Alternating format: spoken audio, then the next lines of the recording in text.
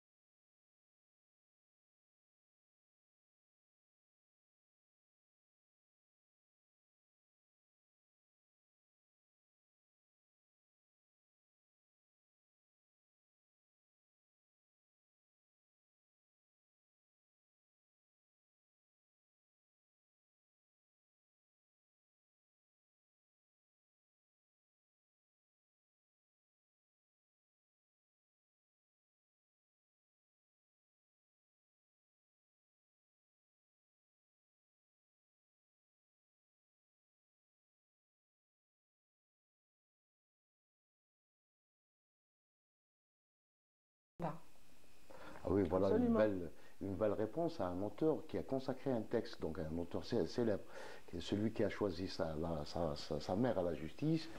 Il a écrit un texte, Le vent à Jmila, dans lequel il parlait d'un site mort. Il est question de pierres, de bout en bout.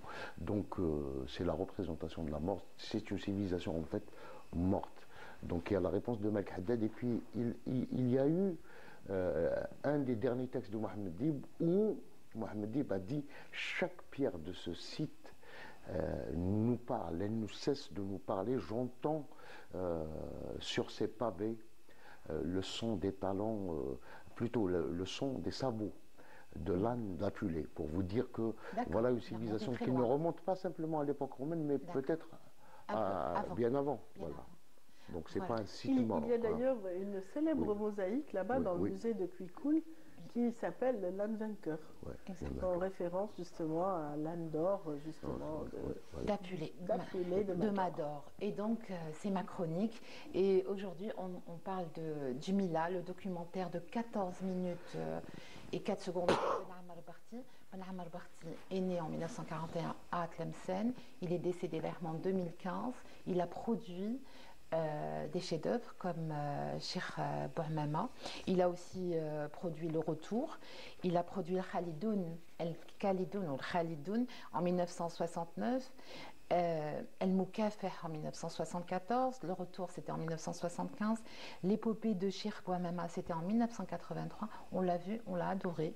En 1991, il a surtout produit Le Clandestin, on a rigolé. Là c'est vraiment autre chose, un autre registre. Voilà, et puis Les Vacances de l'apprenti en hommage à l'inspecteur Tahar, on va dire que c'est la suite. Ouais.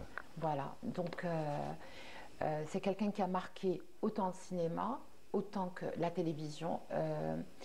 Et surtout, c'est quelqu'un qui a été formé à la base à Paris, à l'IDEC, l'Institut de cinéma. Il a été l'assistant de Claude Lelouch et il est revenu en Algérie pour partager son savoir, son savoir-faire, ses techniques, et il a produit de très très belles choses. Donc ce documentaire raconte Jmila, mais d'une manière poétique, romancé, je ne sais pas comment le décrire. On a l'impression que c'est un péplum en fait, c'est un film de péplum, de Rome, alors que ça se passe à Jmila, et c'est raconté par des Algériens.